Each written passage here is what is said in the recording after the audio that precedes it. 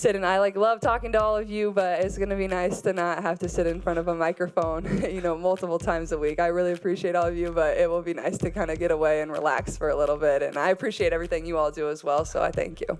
Caitlin Clark, the WNBA three-pointer and Rookie of the Year, has turned heads and changed expectations. Well, she is making headlines again for her unexpected decision to accept a new deal in Europe, which has left ESPN reeling. This got fans talking. So, what does this mean for both the WNBA and Clark's career? Why would a player who has single-handedly lifted the league choose to go to Europe? And why is ESPN behaving as if it had any influence over her decision? Had an open look from three, didn't take it.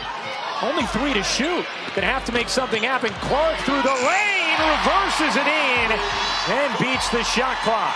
Like Caitlin had an opportunity to take the shot, instead drives in, and good job here after the travel to turn her back and show. Caitlin Clark's professional basketball career has been nothing short of a marvel. As one of the WNBA's brightest stars, she brought unrivaled excitement to the floor, not just with her incredible scoring skills, but also with her personality and tenacity. Clark's style of play grabbed people, increasing WNBA viewership and game attendance. Lately, the sports world has been stunned by an unexpected announcement. Caitlin Clark has signed a new deal to play in Europe. ESPN, which had been constantly following her every move, was caught off guard by the revelation.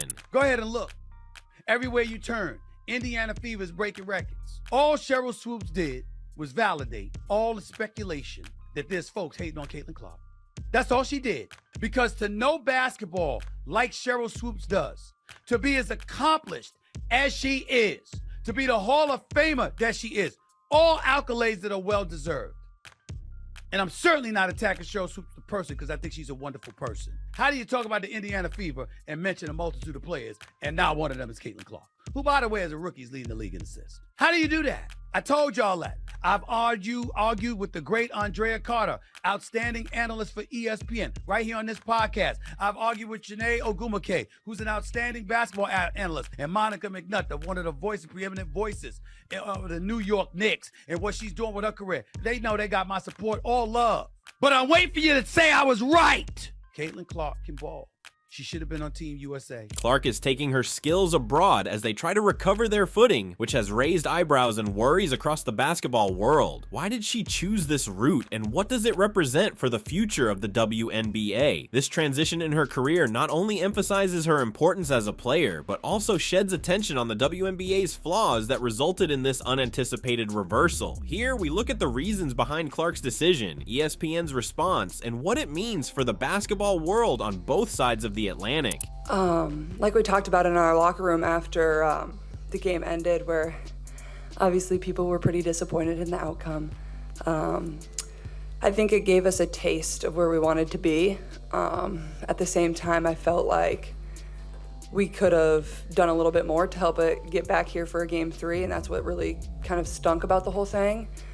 But I thought it gave us a taste of where we wanted to be, and that's exactly the message that Chrissy iterated throughout the locker room, and that our coaches kind of iterated when they talked, is just that, you have to let this kind of burn inside of you and let it kind of bother you in a way that it's going to drive you through the offseason. Caitlin Clark's decision to leave the WNBA and pursue a new deal in Europe was not taken lightly. This choice represents her perception of her importance as a player, as well as the constraints she encountered while playing in the WNBA. Clark has been a star performer in the league her whole career. From game-changing moves to leading her club in scoring, she was widely seen as the key that held the league's popularity together. Her energetic performing style injected much-needed energy into the games, making her a fan favorite. Despite her accomplishments, Clark appeared to believe that the league should have recognized her full significance. It feels like that's always kind of how your season ends. You feel like you're playing your best basketball, and then it has to come to an end, and it's kind of just who's playing better basketball at that time and who plays a better game.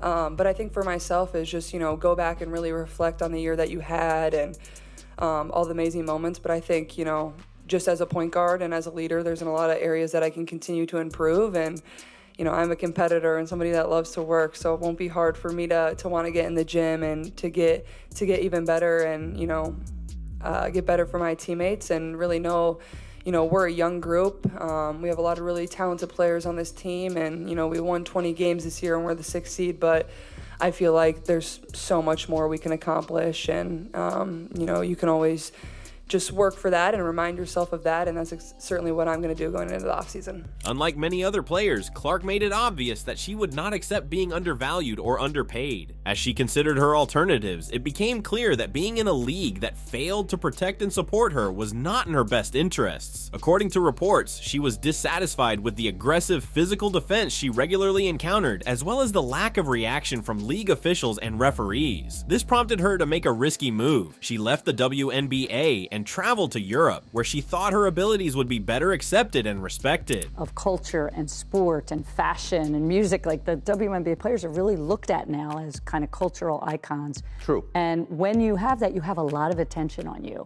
There's no more apathy. Everybody cares. It is a little that Bird Magic moment, if you recall, from 1979 when those two rookies came in from a big college rivalry, one white, one black.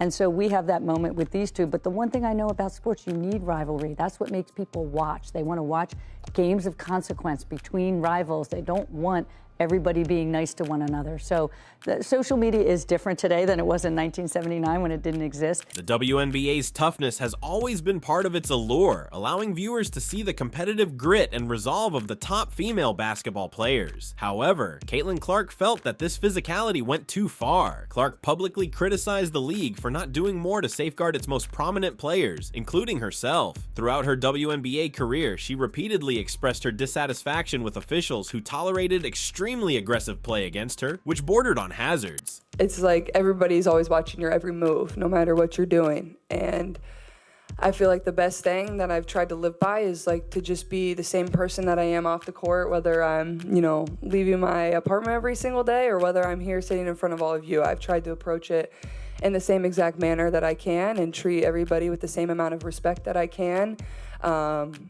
And to try to build really good relationships with people. And obviously some days are going to be tougher than others and some days are going to be amazing. That's just life. And I would give my parents a lot of credit. I feel like I was raised in a way of like, you want to treat every single person with respect. And I feel like I have a very good feel on, basketball isn't my everything. And that's the way I was raised. Basketball was something I absolutely loved to do, but there was a lot of other things I had to have done in my life, whether it was school, whether it was, emptying the dishwasher or taking out the trash. I had chores, it stunk. And I think there was just things that my parents really invested in making sure that I was a good person before, basketball or sports. And I've just tried to live in that same exact manner as like, just be a good human. In many interviews, Clark expressed that she felt she was getting hammered on the court, with officials turning a blind eye to infractions that would normally be penalized in other leagues. The authorities' forbearance placed Clark in a dangerous situation. As one of the league's best players, she believed she deserved better treatment. The WNBA's inability to assure her safety on the court influenced her choice to pursue possibilities abroad, where she could concentrate on playing the game without fear of harm. And I think that's what I've tried to, show everybody as well, is like I try to be the best human I can every day. I try to give people time if I have it, and it can be hard because there are moments where you don't always want to like pose for a picture. You just want to go and get your sandwich and eat your lunch. And but I feel very thankful. I wouldn't change anything for the world. I feel very thankful for the relationships I built, the opportunities that I've had, the way people have supported me, and whether it was at Iowa or whether it's now in the WNBA, they have really, supported me and loved watching me play basketball and watching my teams play basketball. So I think it'll definitely be a little bit of an adjustment period for myself, not really, having to do that so much. I woke up yesterday and I'm like, I don't know what I'm going to really do. So it's going to be nice, though. I think getting out of the spotlight and just getting to live my life and do things that I want to do and, not have to sit, and I love talking to all of you, but it's going to be nice to not have to sit in front of a microphone, multiple times a week. I really appreciate all of you, but it will be nice to kind of get away and relax for a little bit, and I appreciate everything you all do as well, so I thank you. Clark's emotional and physical health suffered as a result of her lack of protection. Every uncalled foul and lost chance for justice on the court appeared to erode her excitement for participating in the league. Clark understood that the WNBA was unwilling to take the required actions to protect its most important important assets, so she decided to pursue a new route in her basketball career. When Caitlin Clark revealed her choice to play in Europe, ESPN reacted quickly but rather hastily. Clark's surprise departure took the major sports network off guard since they had committed substantial airtime to chronicling her development in the WNBA. For months, ESPN touted her as the WNBA's future, a star around whom the league could develop its brand. Her departure to Europe was not just a setback for the league, but also a blow to ESPN's narrative. Our schedule wasn't the friendliest to start, so it was a tough swing. We had a West Coast trip there early to start. And to be honest, there was a few games I felt we could have definitely won within that stretch as well. And that's what kind of bugged me the most. But I remember saying, I think, maybe after game 4, maybe game 5 is like, these lessons are really going to pay off for us in the end when we get down the stretch, and I think they certainly did. I think those were moments where we really built confidence. We got, we were in situations that were tough. We became more resilient. It didn't always go our way, but it helped us become more resilient in the end. And I think, like I've said, I really admire this group, whether it was the coaching staff or whether it was my teammates. Every single day they showed up with a positive attitude. They showed up with the same exact energy. They just wanted to get better. They wanted to help us find a way to win. The network rapidly altered gears, seeking to portray Clark's departure as a surprising revelation while regaining control of the story. Pundits questioned if the WNBA could survive without its top player and speculated about the league's future. However, many fans saw through ESPN's attempts, pointing out that their newfound concern was hollow. After all, where was this degree of attention when Clark spoke about the league's shortcomings? Despite the network's efforts to portray the move as unexpected, it became clear that ESPN had little influence on Clark's choice. Her decision to quit the WNBA was about taking control of her career and finding a place where she felt respected rather than being limited by a league and network that did not fully recognize her potential. She's possessed. Here comes Clark. How will she go for history? The all-time leading scorer in women's college basketball. Caitlin Clark's career in the WNBA was defined by outstanding performances that made her a must-see talent. In her last game with the Indiana Fever, she scored an astounding 29 points, 10 assists, and 7 rebounds, demonstrating her ability to dominate the floor even while her teammates struggled. Throughout the season, she regularly carried her team, attracting spectators to games with her energetic performance. And those are the people that you want to be around every single day, so I feel very lucky to have coaches that gave so much, not only to myself but also to my teammates, and teammates that not only pushed me to be better, but were also a shoulder to lean on when things were tough, and they made all that a lot easier for myself. Her presence had a noticeable effect on the league's popularity. Before Clark joined the Indiana Fever, the club struggled to attract large audiences, with average attendance averaging around 3,000 each game. However, with Clark in the lineup, that figure increased to an average of 177,000 people each game, leading the WNBA in attendance. Clark was more than simply a player. She was a sensation who drew fresh attention to women's basketball. I don't think people always realize the University of Iowa was one of the premier universities in Title IX.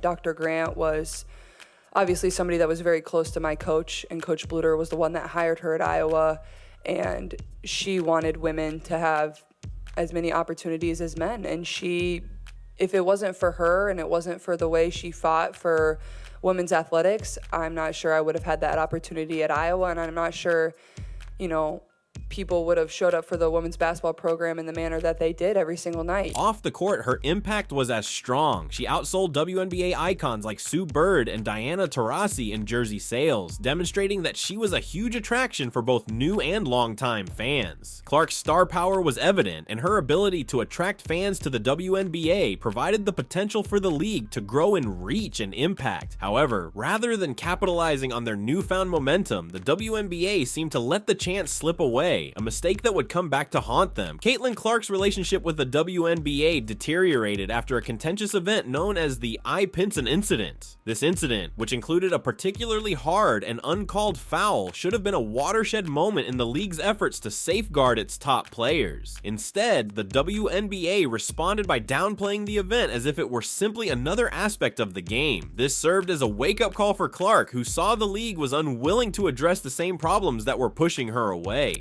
But, I always tell the players, I was told a long time ago, If someone's typing something in and you wouldn't ask their advice, ignore it. So it's a balance, but certainly from a marketing dollars, but corporate partners are stepping up to endorse these players much more so than they were 5 years ago, because they see the benefit of having women and diverse women representing their brand. I agree. Rivalries are good. Manning and Brady, the prime one among them. If the economy turns sour, how does it affect your business? Yeah, in sports, a lot of the corporate partnership dollars are discretionary dollars. That's why it's important to lock in and do scenario planning around locking into longer-term deals, whether it's a media deal like we just locked in for 11 years. Having that revenue stream fixed for at least that period of time is good in every economic outcome. The WNBA's lack of response in the aftermath of the event left Clark feeling insecure and underappreciated. It was a moment that demonstrated the league's refusal to adjust its strategy despite obvious proof that its most marketable star was being treated unjustly. Clark knew that if the league didn't stand up for her, she'd have to find another road where her abilities and well-being were recognized. People don't realize the women's basketball program at Iowa had so many fans before I got there, and then they continued to rally around our teams and celebrate our teams, and they just loved women's basketball and the way it was played and the people on the court. And I think a lot of that has definitely carried over to the WNBA, and now you're seeing it here in Indianapolis with the way our fans have supported and really just been in the stands every single night. You know, Gainbridge has been, packed to the brim. People can't seem to get enough, whether it's a Wednesday in August or whether it's on the weekend in July. Like, people love showing up and watching, and then they find out, they love people on my team. They fall in love with another team and players on a different team. Caitlin Clark's choice to depart for Europe left both ESPN and the WNBA coping with the reality of squandered opportunities. Her departure left a vast hole that neither entity could readily replace. ESPN had extensively invested in positioning her as the next major star of women's basketball, but now they had to deal with the ramifications of her absence. The WNBA, too, was forced to cope with the consequences of losing a player who had become the league's face. Clark's departure was more than simply a drop in viewership or item sales. It reflected a larger failure to recognize and promote one of their most promising talents. Instead of acknowledging the need for change, the league and its partners remained complacent, assuming Clark's dedication to the sport would keep her in the WNBA. But Clark had other ideas, and she was not going to let the league's delay define her destiny. If you watched yesterday's game,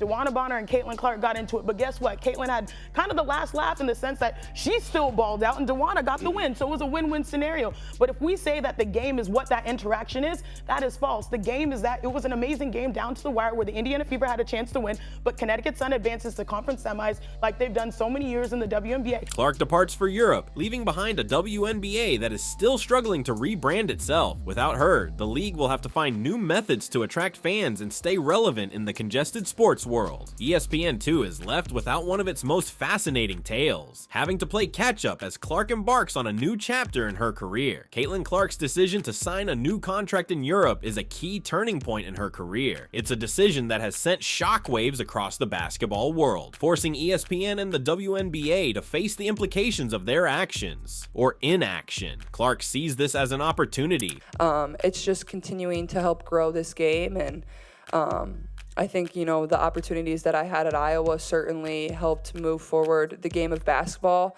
but also has helped me in the WNBA too. Focus on her development as a player rather than on the limits and difficulties she had in the WNBA. While her departure creates a vacuum in American women's basketball, it also reminds us of the need for change. If the WNBA wants to keep its best players in the future, it must learn from this experience and understand the value of supporting and safeguarding them. Caitlin Clark's path has always been about breaking down boundaries, and her relocation to Europe is only another chapter in that tale. As admirers, we can only wait and see what she does next. And then honestly, playing at home in front of, these fans and the way the young girls just, dangle over the side of the rails and are so happy and people are crying, and you understand the impact that you're having on people's lives, and that's what's so cool about it for myself. But I feel like there's just so many memories you're going to remember from your rookie year. Like, your rookie year is something you're always going to cherish as you go throughout your career. I think it was a huge learning opportunity for myself. I learned a lot about myself as a basketball player, as a person, being resilient when your back's up against the wall, but also really coming into our own and really thriving. And I think, once we figured it out, it was a lot of fun. Caitlin Clark deserves a league that recognizes her achievements on and off the court. With her new deal in Europe, she is eager to demonstrate that her abilities can shine wherever and possibly serve as a reminder to the WNBA of what they have lost. Remember to like and subscribe to my YouTube channel, Boo Boo Dose News, for more updates on this great voyage and the latest in sports.